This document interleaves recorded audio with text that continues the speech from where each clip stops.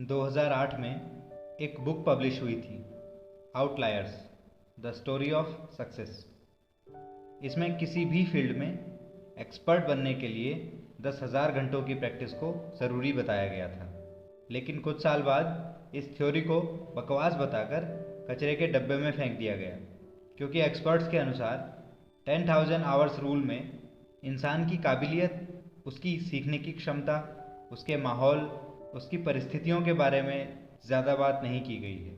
कोई 1000 घंटे में भी एक्सपर्ट बन सकता है और किसी को 1,00,000 घंटे भी लग सकते हैं। तो 10,000 घंटों की जगह पर 10,000 एक्सपेरिमेंट्स का नियम सामने आया। माना गया कि इंसान प्रयोग करेगा, गलतियां करेगा, सीखेगा और उन्हें सुधार कर एक्सपर्ट बन ही जाएगा। मगर बात चाहे 10,000 घंटों की हो या 10,000 एक्सपेरिमेंट्स की, कुल मिलाकर आपको सफल होने के लिए जो चीज़ चाहिए वो है टाइम। चलो 10,000 नहीं, 1,000 एक्सपेरिमेंट्स का ही एग्जाम्पल लेते हैं। इससे ज़्यादा प्रयोग तो एडिसन ने भी किए थे, दुनिया को सबसे महान आविष्कारों में से एक बल्ब का आविष्कार देने के लिए। अगर आप लगातार हर दिन 3 प्रयोग भी करते हैं तब भी आपको 333 दिन लगेंगे, लगभग 1 साल। इसी तरह अगर दिन में 2 प्रयोग करेंगे तो लगभग 2 साल लगेंगे। इसका मतलब आपको एक दिन में ज़्यादा से ज़्यादा टाइम चाहिए, ताकि दिन में 5-6 प्रयोग करके आप लगभग 6 महीने में एक एक्सपर्ट के स्तर पर पहुंच जाएं। और एक पूरे दिन में ज़्यादा टाइम का मतलब ज़्यादा जगना, और ज़्यादा जगना मतलब कम नींद। यहाँ कम नींद का मतलब ये नहीं है कि रात को 5-6 घंटे सोकर आप ऑफिस में या काम के वक्त ऊँघते रहें। यहाँ कम का मतलब सिर्फ टाइम से है, क्वालिटी से नहीं। आप अच्छी क्वालिटी नींद कम टाइम में भी पूरी कर सकते हैं, जिसके बाद आपको रोज़ कम से कम 10 से 12 घंटे अपने काम के लिए मिल जाएंगे। दोस्तों, जितने भी महान लोग हुए हैं वो कम से कम 12 घंटे तो काम करते ही हैं, और इससे कम काम में आप संतुष्ट तो हो सकते हैं मगर सफल नहीं। सफलता के लिए काम के घंटे देखे बिना काम करना पड़ता है, और वो तभी होगा जब आपका दिन 8 बजे शुरू ना होकर 4 बजे या 5 बजे शुरू होगा। विज्ञान भी ये साबित कर चुका है कि सुबह जल्दी उठने वालों की कार्यक्षमता, उनका बौद्धिक स्तर, उनकी एफिशिएंसी एक अलग ही लेवल पर होती है। उनका ब्रेन एक अलग ही तरीके से चीज़ों को देखता है और फंक्शन करता है। आपने देखा होगा कि जिस दिन आपको जल्दी उठकर कहीं जाना होता है तो दिमाग आपको नींद में पहले ही अलार्म दे देता है, और बिना किसी परेशानी के आप घड़ी के अलार्म से पहले उठकर सारे काम टाइम से निपटाते हैं।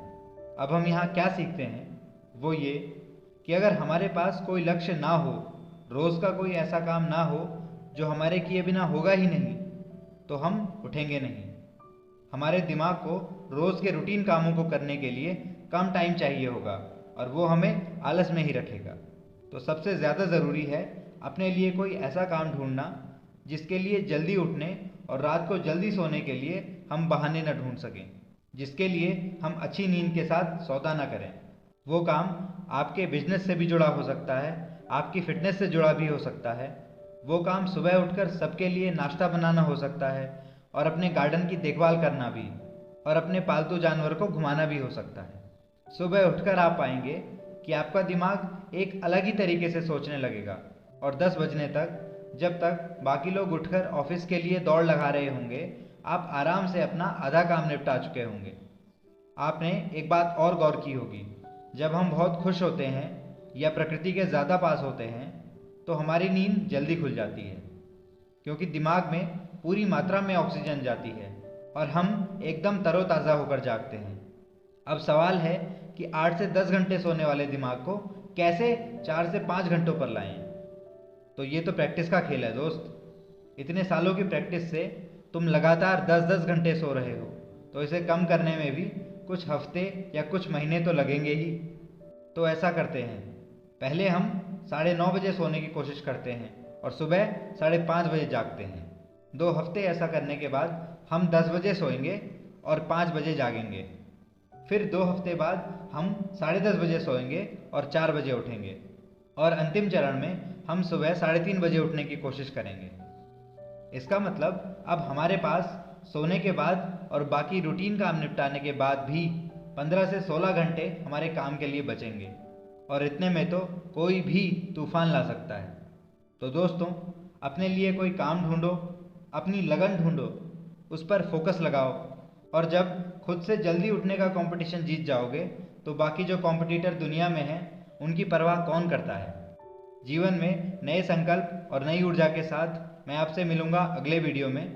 तब तक अपना ध्यान रखिए, खुश रहिए और जुड़े रहिए वी थिंक से, क्योंकि हम सोचते हैं।